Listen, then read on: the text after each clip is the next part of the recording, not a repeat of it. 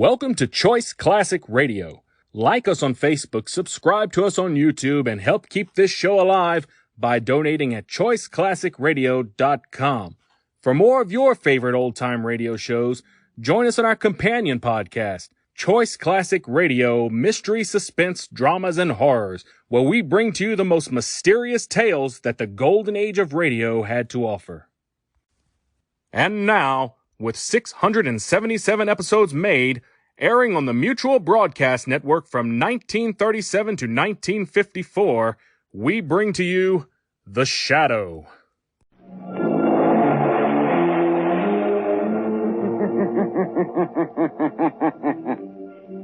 Who knows what evil lurks in the hearts of men? The Shadow knows.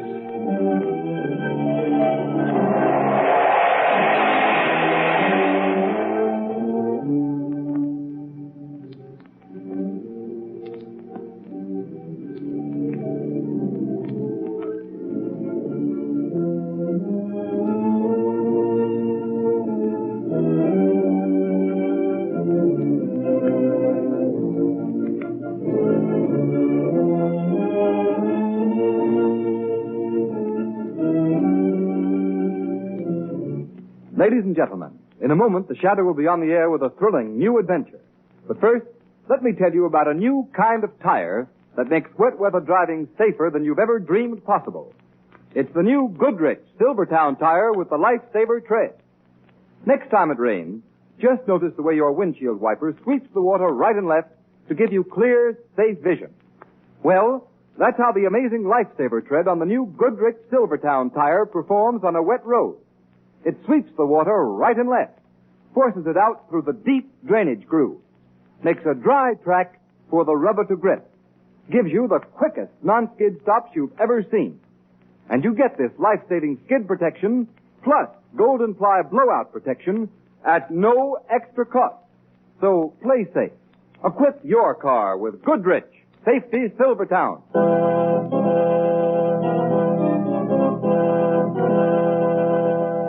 Shadow, Lamont Cranston, a man of wealth, a student of science, and a master of other people's minds, devotes his life to righting wrongs, protecting the innocent, and punishing the guilty. Cranston is known to the underworld as the Shadow. Never seen, only heard. The Shadow's true identity is known only to his constant friend and aide, Margot Lane. Today's story, The Tomb of Terror.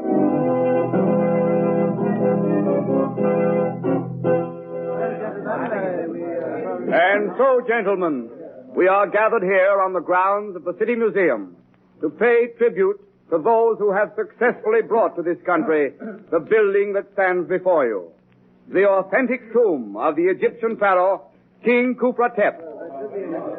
It is my pleasure to present to you now the man who is largely responsible for its discovery, transportation, and reassembly. The director of the expedition, Dr. Romney Hale. Thank you. Thank you. Directors of the museum and fellow workers, I am very grateful. It has been through your cooperation that this work has been made possible, although perhaps we owe a vote of thanks to good King Khufra-Tep himself. In spite of the legendary curse that all who gaze upon King Khufra-Tep's mummy shall die, the bulk of our job is finished.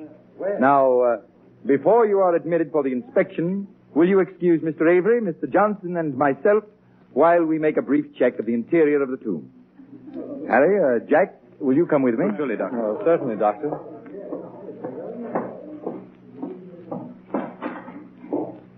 Well, gentlemen, how does the place look to you? Why, Doctor, you've done an amazing job. It looks exactly as it did when we first unearthed it in Egypt. Thank you. Would you like to pay your respects to His Majesty? Oh, indeed I would, Doctor. Very well. Will you help me with the lid of the mummy case? Oh, sure. There you are. Khufra-Tep the King, Lord of Egypt.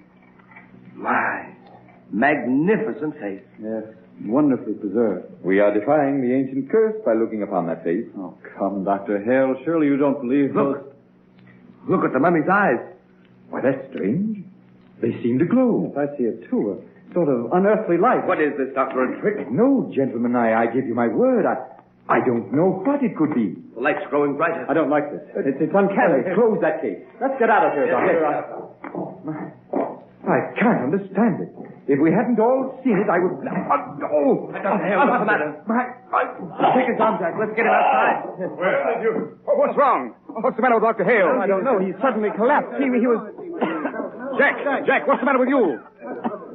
Someone get a doctor, quick. These two men are very ill. Harry, what happened in there? Well, Mr. Rafferty, I was... Harry! Catch him. He's falling. Harry. Here, man, tell me what happened. Mr. Rafferty, it was... The eyes. The eyes. Yes. It's King Kufratep's curse.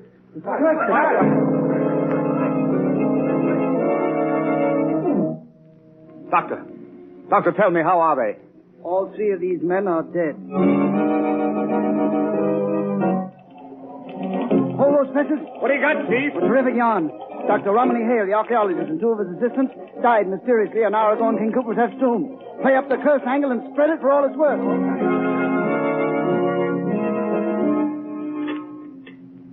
Right, too. Cream on his side. Some of those donuts, too, please. Oh, donuts? Lamont, do you suppose we can dunk? Certainly, Margot. Lunch wagon etiquette not only allows dunking, it encourages it. There's your donut, Chief. That'll be 26. Here you are. Just keep the change. Ah, thanks. Say, Bud, is there anything new on them guys that kicked off over at that Cuffy, Kipper, that Egyptian king? No, nothing new. Hey, how about my ham on rye? Right with you. Just what do you make of that tomb affair, Lamont? Just amazing. And the newspapers are preying up the superstition fallacy. You don't think that all three deaths were due to coincidence? Hardly that, but I certainly don't hold to the Kufratep curse theory. But something strange must have happened in that tomb. Unquestionably.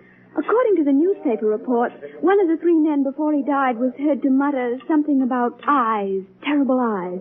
And his last words were King Kufratep's curse. They were undoubtedly terrified by something they saw in there. Did not die of fear. Oh, I know. According to the doctors, they all died natural death. Yes, that's quite true. One of pneumonia, one of typhoid, and one of heart disease. That's the way the doctors had to write their death certificates. Perhaps when the truth is known, they'll have to be changed. Changed? What do you mean, Lamont? You finished eating? Oh, yes. Shall we take a walk? Oh, all right, let's go. Good night, boss. Good night. Night.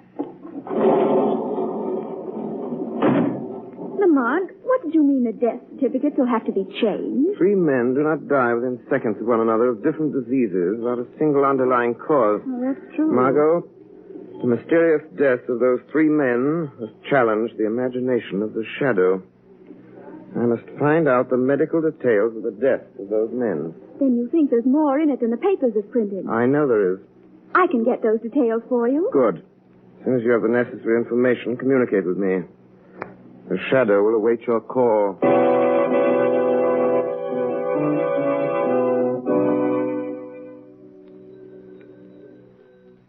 Hello. Lamont, this is Margot. Oh, yes, Margot. To find out. I just talked to Dr. Burley, he's in charge of the case. Yes? He said that the three men actually died, as the paper said, but there was one detail that was not printed. What is that? Well, the doctors themselves don't seem to understand it, but an examination of the victim's blood has shown in each case a complete absence of leukocytes. Leukocytes. Yeah. Those are white corpuscles. Yes. Do you realize what that means? Without white corpuscles in the blood, the human system will have nothing with which to combat disease. No wonder they died. Margot, this is the first key to the mystery. Perhaps the shadow can find the answer to the next question within the museum walls.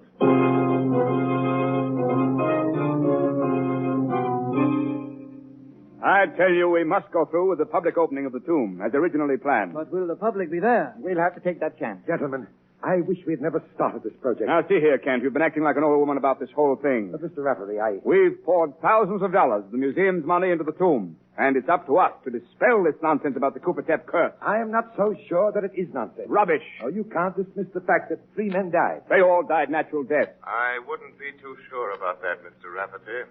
Who's speaking? Who is that? I am called the Shadow. The shadow? I've heard of you. What do you want of us? I've been investigating the deaths of your three colleagues. I've come to warn you that no one must be permitted within the walls of the tomb. Why do you say that? Because anyone who enters may not come out alive. Are you implying that there is truth In the Kufratep curse? I am telling you, Mr. Rafferty, I have reason to believe that the name of the curse of Kufratep is cold, premeditated murder. Nonsense. Not nonsense, Mr. Stevenson. With all respect to your unsolicited information, we are not going to be intimidated by an unknown voice. Speak for yourself, Mr. Stevenson. I am inclined to respect the Shadow's warning. Quiet, Kent. On what grounds, Shadow, do you base your statement? You will have to accept what I've said on faith. I've had enough of this. Wait, Mr. Stevenson. We may learn more. No, I'm going to rid us of this hocus-pocus once and for all. Yes. What do you propose to do, Stevenson? I'm going into that tomb tonight, right now. Don't do that, Mr. Stevenson. I know what I'm doing, Shadow. Well, who'll accompany me? Don't tell me that you're all afraid. Why, no, not at all. But perhaps none of us should be too hasty. Very wisely spoken, Mr. Rafferty. Very well. Then I shall go alone. You are very foolhardy, Stevenson. We shall see. Who has the key to the tomb? I have, Mr. Stevenson, but... Now, give it to me. Mr. Rafferty, can't you persuade him to change his mind? Don't you think, Stevenson, Kent, we might... give me the key. Very well. Here you are. Thank you. Now, wait. We'll accompany you to the door of the tomb. All right. You may be going to your death, Stevenson. I'll chance that. Come along, men. Well, here we are. Have any of you changed your mind? Mr. Rafferty? No, thank you. Hawkins? I prefer to wait outside. I know there's no use asking you, Kent. Don't go in there, Mr. Stevenson. Something horrible waiting for you in there. Give me that flashlight. I'll find that out for myself. He's in the tomb. Nothing horrible has happened in here yet. Don't touch the mummy case. Why not? Might as well make the investigation complete. Don't, Stevenson. You mustn't. Can't any of you stop him? What can we do? I'm opening the mummy case. We've got to get him out of there. I'll go myself. Here, come back here, Ken. Stevenson! I'm looking at the mummy's face.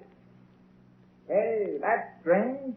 There's something peculiar here. Come away from that mummy, Stevenson. Kent! Stevenson! I insist that you both come out of there at once. But there's something here that I don't understand. There seems to be... It's happened. He's choking. Kent, bring him out here. I'm trying to. Here. All right, Stevenson. Here, now just lean on me. Stevenson. Man, what happened? I looked at Gufraw. He's dead. He's dead. It's not possible. The Shadow was right. Yes, gentlemen. Stevenson ignored my warning. Has perished. This should convince all of you that there is a ruthless killer masked behind the Kufratep curse.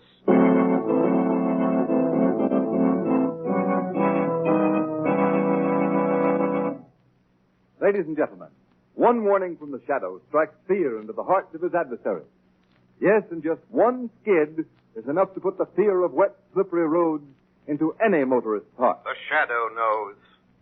The thousands of motorists who are killed or injured every year when slithering skids throw cars out of control would never risk the danger, grief, and expense of riding on unsafe tires if they had another chance. Motorists, I've already told you that the new Goodrich Silvertown tire will stop you quicker, safer on wet pavements than you've ever stopped before. But you don't have to take my word for it. Here are the facts. Exhaustive road tests of both regular and premium price tires of America's 6 largest tire manufacturers were made by the nation's largest independent testing laboratory, the Pittsburgh Testing Laboratory. And here's what they found. The new Goodrich Silvertown with Lifesaver tread gave greater skid resistance than any other tire tested. Yes, and that included those tires listed at from 40% to 70% higher in price. The Goodrich Safety Silvertown gave more non-skid mileage than any other tire tested in its own price range. Average 19.1% more miles before the tires wore smooth. That's performance in any car owner's language. The kind of performance that spells safer, more economical driving for you. Remember, there's double protection in these life-saving Goodrich Silvertowns at no extra cost.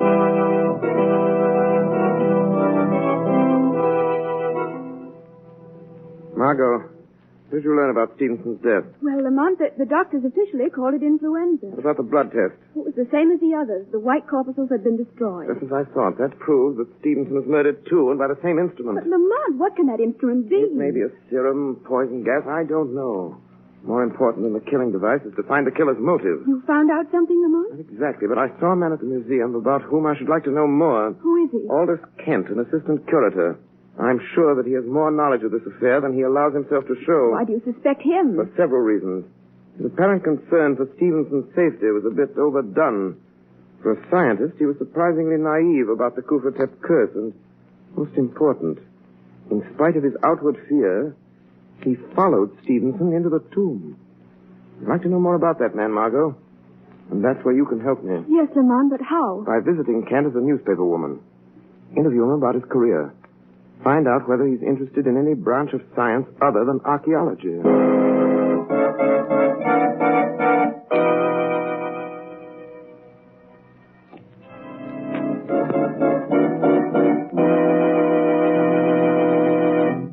Well, Margot? I saw Aldous Kent. Yes?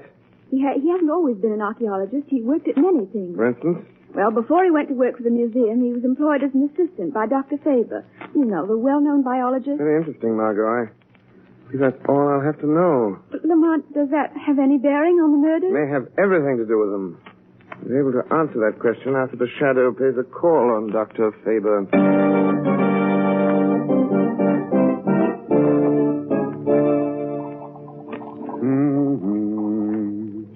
Dr. Faber. Eh? What? Who's that? Don't be startled, Dr. Faber. Who are you? I am the Shadow. Are you in this room? I can't see you. I regret that I must remain in the shadows. What do you want? I am seeking information. Well? I would like to have you tell me what you know of Aldous Kent. Kent? Aldous Kent? Well, he worked for me. He was my assistant for several years. Yes, I know that, Dr. Faber. What kind of a man was he?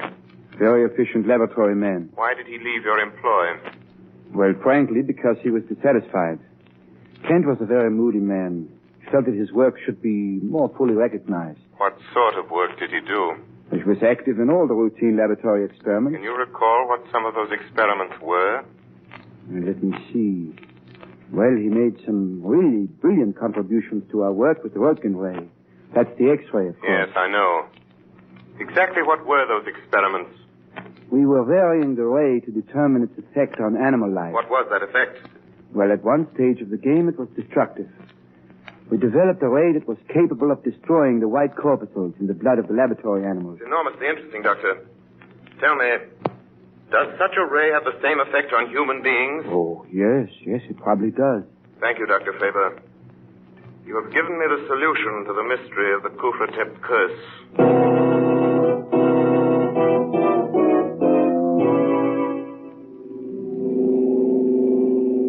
I feel certain, Margot, that the machine of death is concealed somewhere within Kufatep's tomb. But why must you go there tonight? Because I can investigate without danger of interference. There's no time to be lost. Can't you confront Kent with the information you already have? Oh, Kent's a clever man. He might give him time to destroy the evidence. And we could pin nothing on him. Yes, I see. If I can uncover the deadly ray and positively identify Kent with it, he can be tricked into capture.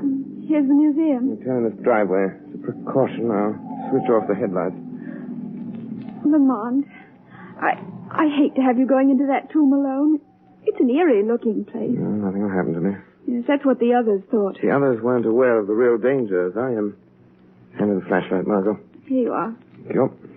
Wait, what's that over there among the trees? Appears to be someone carrying a lantern. He's approaching the tomb.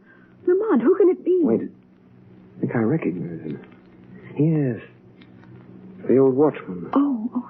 Shall you wait now until he goes? I'm not sure that he's going. He seems to be entering the tomb. Lamont, isn't it strange after all that's happened that he should dare to enter there alone? Very strange, and I'm going to find out why. Won't need this flashlight, Margot. What are you going to do? It is the Shadow who will enter that tomb for a little conversation with the old watchman. Shall I wait for you? No. Take the car and return home. Stand by for the shortwave wireless. I may need your help in communicating a message of vital importance.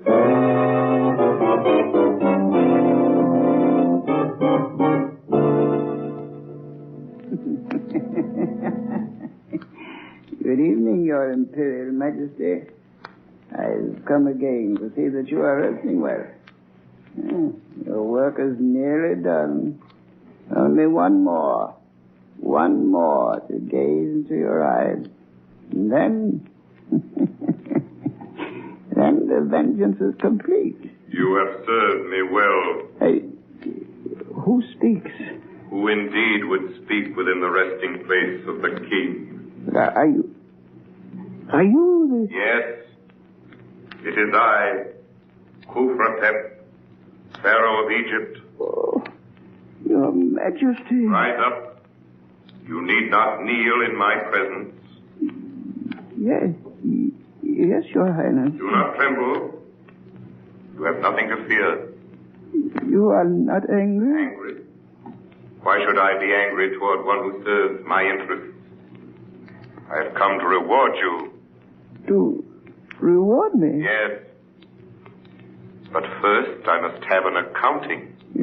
What do you mean? You must tell me how you brought death to the defilers of my tomb by the curse which bears my name. Oh, the credit is not mine, Your Majesty. Whose then? Aldous Kent. Aldous Kent? Why should he concern himself with me? It is not your vengeance alone that he seeks, but his own as well, and mine. Kent is a great man, but no one would recognize him. They keep him slaving in the museum day after day, doing all the real work. While some others get the glory, just as they did to me. And now he's evening his score. Hale, Avery, Johnson, Stevenson, all those have paid for their stolen fame. But one more must die. Hawkins. And then Kent will achieve the position that is rightfully his. Do you know how Kent destroyed those men? Of course. I helped him, Your Majesty. Yeah, it was clever. So clever. They all scoffed at the legend of your curse, but it was really you who killed them. I killed them? Yeah, no one would dream that within your mummy there lies concealed the generator of the ray. What ray? The ray that shines from your eyes and destroys all who look upon you. Show me how this is done. It's so easy, Your Majesty. Here. Hidden here in the wall is a switch. You see? It is thrown like this. Then whoever approaches the mummy case, as I'm doing, and lifts the lid, so, and gazes into your eyes, the gleam of death shines upon them.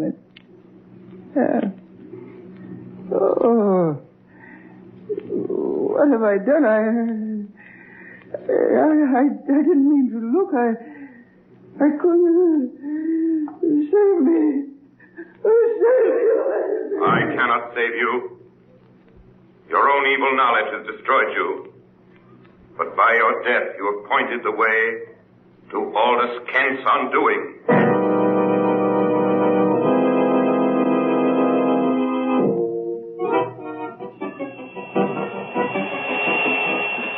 Margot Lane. Calling Margot Lane. Calling Margot Lane. Communicate with Rafferty, the director of the museum, at once. Tell him to arrange the public opening of the tomb tomorrow as planned. Be sure that both Kent and Hawkins will be there. This is important. Margot, tell Rafferty that he must follow my directions implicitly. A man's life is at stake.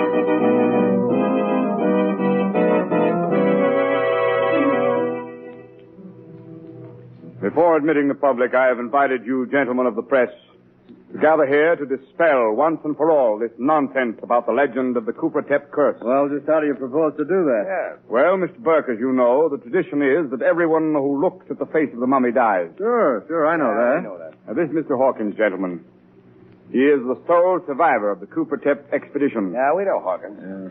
He has volunteered to show you that there is no truth in the stories that your newspapers have played into national prominence. What's he going to do?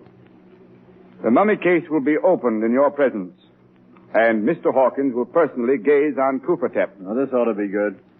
Are you ready, Mr. Hawkins? Well, very well, you may proceed. Mr. Rafferty, Go ahead, Hawkins. Mr. Rafferty, I can't.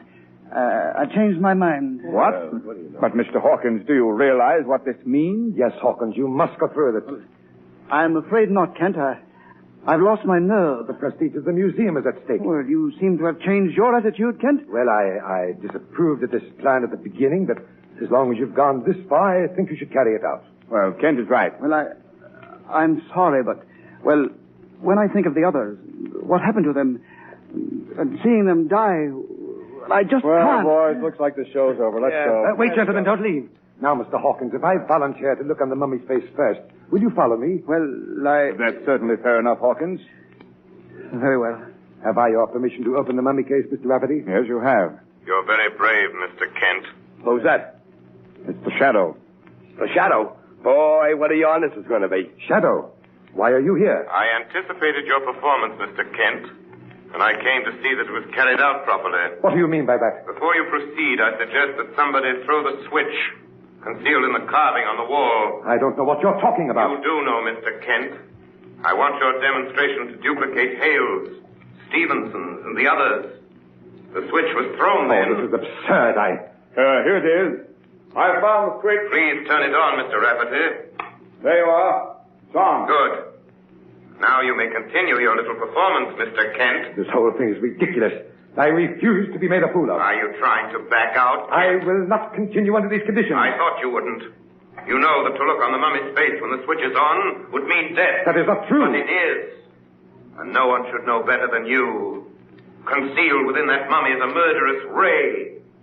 That ray is your own conception. That's a lie. There is no ray. Then why don't you look on Kufratep now? Because Then you shall be forced to do so. Oh, no. Rafferty, Hawkins, leave the mummy case. Come on, Ken. I won't. Let go, man. Let go. Somebody left the lid of the case. Let go. I won't look. Now, Aldous Kent, stare long into the eyes of Kufratep. You see the evil light that glows within them? That's what the others saw. No. I didn't. I killed him, I confess. I killed him, but don't make me look at it. Ah! He's dead. Then it's true. There is a ray. Not any longer, gentlemen. I removed the machinery that generated that ray. All that you have just seen was carefully staged to trap Aldous Kent. He is dead. He died of fear. Fear of the thing which he himself created. You have all witnessed the end of the curse of Kufratep. A curse which fell justly on the true desecrator of the tomb.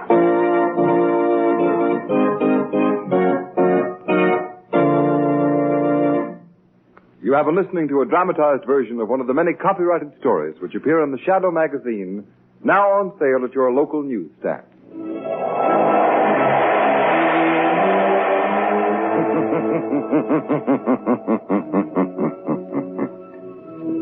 The weed of crime bears bitter fruit. Crime does not pay. The Shadow knows.